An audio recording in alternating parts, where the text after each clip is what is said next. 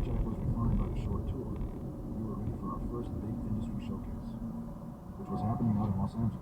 Neil flew us out west to a bunch of stars, and for a little while we soaked up California. It was a new experience, and it was ours. All the girls were there. We had the sun. It was always nice to showcase.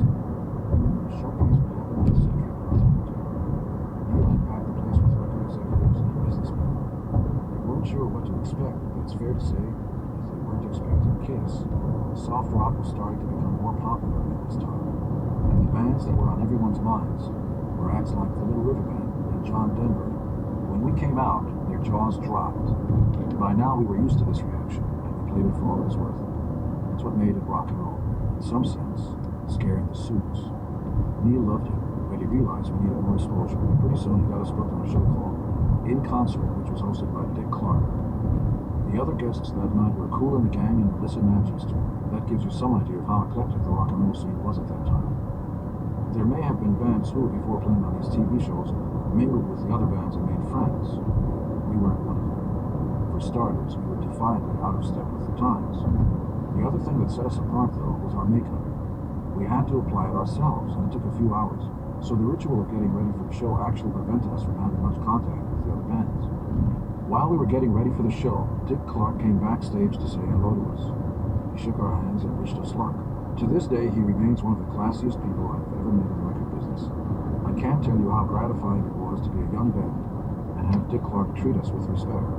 Paul and I have talked about that occasionally over the years, and it's been kind of a guide for us, especially in dealing with our fans.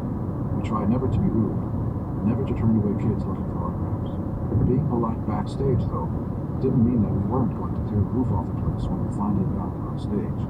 We played 3 songs, Deuce, Firehouse, and Black Diamond, and each one was more powerful than the last. The show was absolutely wild. At one point, I went right at the cameraman while breathing fire, and on TV all you could see is my face approaching, and then the ceiling, because the cameraman jumped off his platform and ran. We didn't see the show until 2 months later. By that time, we were back on tour in Asbury Park, New Jersey. After the show, we got back to the hotel to change before heading out for the night.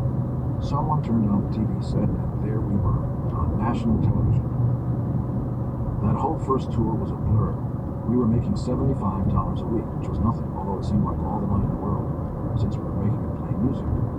We opened for many bands, for Savoy Brown and Manfred Mann, Foghat and Golden Earring, and we founded a proud tradition of being thrown off of tours.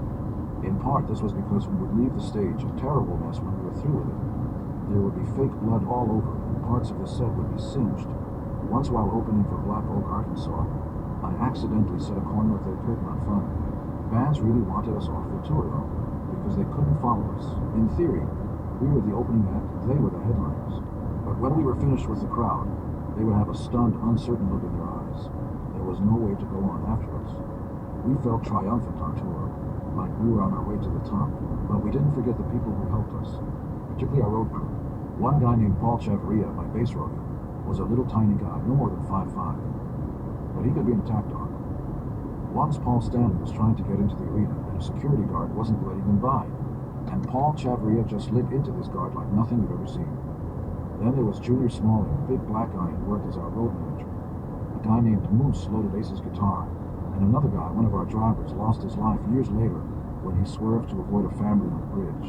They were characters, roadies like you'd expect to see in a movie, but they were amazing, competent, devoted, and uncomplaining, and we couldn't have done it without them. For a number of shows, we opened up for Argent, a band led by Ron Argent, who had previously been a member of the Great British Invasion band, the Zombies. Argent had charted with at least one huge hit, Hold Your Head Up, and the band had a number of albums under their belt. We were novices compared to them, and as the junior band, we had to follow lots of arbitrary rules, one of which was the no encore rule.